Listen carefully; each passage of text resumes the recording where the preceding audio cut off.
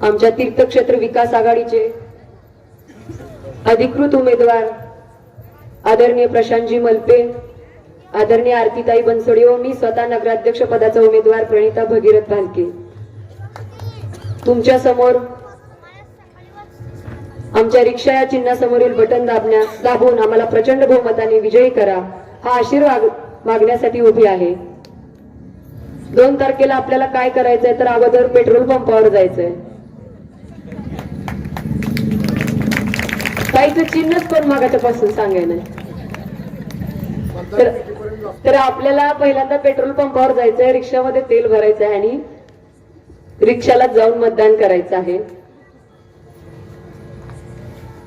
नगराध्यक्ष पदाचा अर्ज ज्या दिवशी दाखल केला त्या दिवशी मी सांगितलेलं आहे की मी विकासाचं विजन घेऊन आपल्या समोर आलेली आहे आणि आपल्याला कामाची सुरुवात नगरपालिकेच्या इमारतीपासून करायची आहे। आज धूळमुक्त पंढरपूर, भयमुक्त पंढरपूर, खड्डेमुक्त पंढरपूर, तसंच आरोग्याच्या दृष्टिकोनातून नगरपालिकेच्या शाळेच्या इमारती सुसज्ज करण्याच्या दृष्टिकोनातून, तसंच उपनगरातील ओपन पेस सुधारण्याच्या दृष्टिकोनातून असू द्या, तसंच आपल्या उपनगरात जो दुहेरी कर आकारला जातोय तो कुठेतरी बंद करण्याच्या दृष्टिकोनातून प्रयत्न तर आपल्याला करायचेच आहेत। पण कोणतेही काम करत असताना ते काम करण्याची इच्छाशक्ती आधी मनात असावी लागते। घराची जबाबदारी सांभाळत असताना एक महिला काय करू शकते याचे असंख्य उदाहरण आपल्या समाजात आहेत। एक महिला काय करू शकते तर स्वराज्याची पायाभरणी करणारी जिजाऊ होऊ शकते। मैं अपनी जान दूंगी पर अपनी झाशी नहीं दूंगी अशी म्हणणारी झाशीची राणी लक्ष्मीबाई होऊ शकते। महाराष्ट्रातील सगळ्या मंदिरांचा जीर्णोद्धार करणारी अहिल्यामाई होऊ शकते। शिक्षणाची ज्योती पेटवणारी क्रांती ज्योती आकाशाला गवसणी घालणारी कल्पना चावला होऊ शकते। तर या पंढरपूर शहराचा विकास करण्यासाठी मी प्रणिता भालके नगराध्यक्ष नक्कीच होऊ शकते। आज या भागातील अनेक समस्यांना सामोरं जात असताना मी असू द्या आणि माझे 2 सहकारी उमेदवार असू द्या, या सर्वांना आपण आशीर्वाद द्यायचा आहे आणि या हक्काची लोक आहेत तुमच्या। तुम्ही रात्री किती वाजता त्यांना हाक द्या, मला हाक द्या, तुमच्या सोबत आम्ही तुमच्या बरोबरीने तुम्हाला घेऊन काम करणारी लोक आहोत। आज आपल्या भाऊंनी सांगितलं की विसावापाशी पहिलं ते विसावा मंदिर आहे, तिथली स्वच्छता आपल्याला करायची आहे आणि तिथं जे आपले ज्येष्ठ नागरिक आहेत त्यांना बसून तिथं काहीतरी 4 गप्पा गोष्टी कराव्यात असं देखील ते स्थळ राहिलं नाहीये। तिथं आपल्याला स्वच्छता करून त्या भागाची सुधारणा आपल्याला करायची आहे। या पंढरपूर शहराचा विकास करत असताना या उपनगरातील भागात नेहमीच दुर्लक्षित होत असतो आणि या उपनगराच्या भागातील दृष्टिकोनातून आपल्याला इथं एक स्वतंत्र आरोग्य केंद्र उभा करायचं आहे नगरपालिकेअंतर्गत। त्या दृष्टिकोनातून आम्ही प्रयत्न करणार आहोत। आम्ही जो वचननामा जाहीर केलेला आहे त्या वचननाम्यातील प्रत्येक वचन आपल्याला पूर्ण करायचं आहे आणि त्यासाठी मला तुमच्या सर्वांच्या साथीची गरज आहे। येणाऱ्या काळामध्ये आपल्या सर्वांचा आवाज नगरपालिकेत आपल्याला पोहोचवायचा आहे आणि सर्वसामान्यांच्या घरापर्यंत पोहोचून आपल्याला काम करायचं आहे। इथं बऱ्याचशा महिला आहेत, आज आपण बघतोय की आपल्या हाताला काम नाहीये आणि कुठेतरी कामाला जाणाऱ्या बायकांना या भागातून बऱ्याचशा दुसऱ्या गावाला देखील कामाला जावं लागतं।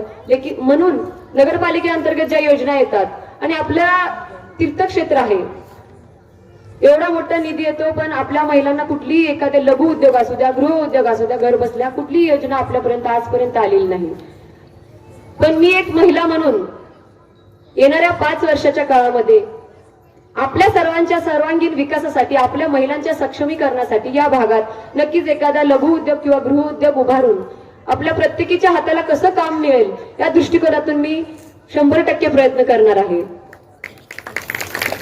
तरुण युवकांच्या हाताला काम मिळण्याच्या दृष्टिकोनातून आपल्याला इथंच बरेचसे प्रयत्न करता येतील, कारण उपनगर असू द्या किंवा शहरातील अनेक वॉकिंग ट्रॅक आपल्याला सुधारून त्या ठिकाणी आपल्या पोरांना कसे छोटे छोटे व्यवसाय उभा करता येतील या दृष्टिकोनातून आपल्याला प्रयत्न करायचा आहे। उदाहरण द्यायचं म्हणलं तर एक चांगला सुसज्ज असा भाऊ वॉकिंग ट्रॅक जर केला तर त्या ठिकाणी आपली पोरं ग्रीन टीची छोटी छोटी गाडी लावू शकतात। म्हणजे व्यवसाय करण्याच्या दृष्टिकोनातून अनेक संधी आपल्याला त्या भागात उपलब्ध होऊ शकतात या दृष्टिकोनातून आपल्याला प्रयत्न करण्याची गरज आहे. नदी आहे, चंद्रभागेच्या ठिकाणी जे तट आहेत ते दुरुस्ती करून त्या ठिकाणी महिलांना असू द्या किंवा तरुण युवकांना छोटेखानी व्यवसाय करण्याची संधी आपण उपलब्ध करू शकतो. नगरपालिकेच्या माध्यमातून जे आपल्या इथं युपीएससी एमपीएससी करणारी जी मुलं आहेत, जी आज बाहेर जाऊन शिक्षण घेतात, त्यांच्यासाठी इथं कुठंतरी सुसज्ज अशी लायब्ररी उभा करून नगरपालिकेअंतर्गत इथं आपल्याला काम करण्याची चांगली संधी आहे. आणि येणाऱ्या काळामध्ये आपल्या ज्या काही अडीअडचणी आहेत त्या सोडवायच्या असतील, मी काय करू शकते हे तुम्हाला माहिती आहे. आणि तुम्हाला इथं येऊन समोर कुणी जर सांगत असेल की वरती सरकार भाजपचं आहे, खालती सरकार भाजपचं आहे, निधी कसा मिळणार आहे, तर निधी कसा आणायचा हे आपल्याला चांगलं कळतं. आणि तसं बघायला गेलं तर निधी मागायची आपल्याला गरज नाही. तीर्थक्षेत्राच्या ठिकाणी 4 वारीच्या दृष्टिकोनातून असू द्या किंवा तीर्थक्षेत्राच्या दृष्टिकोनातून इथं भरपूर निधी मिळतो. त्या निधीचे व्यवस्थित नियोजन करून सर्वसामान्यापर्यंत प्रत्येक घटकापर्यंत पोहोचून काम करण्याची नियत असणारी माणसं तिथं असणं गरजेचं आहे. आणि त्यासाठी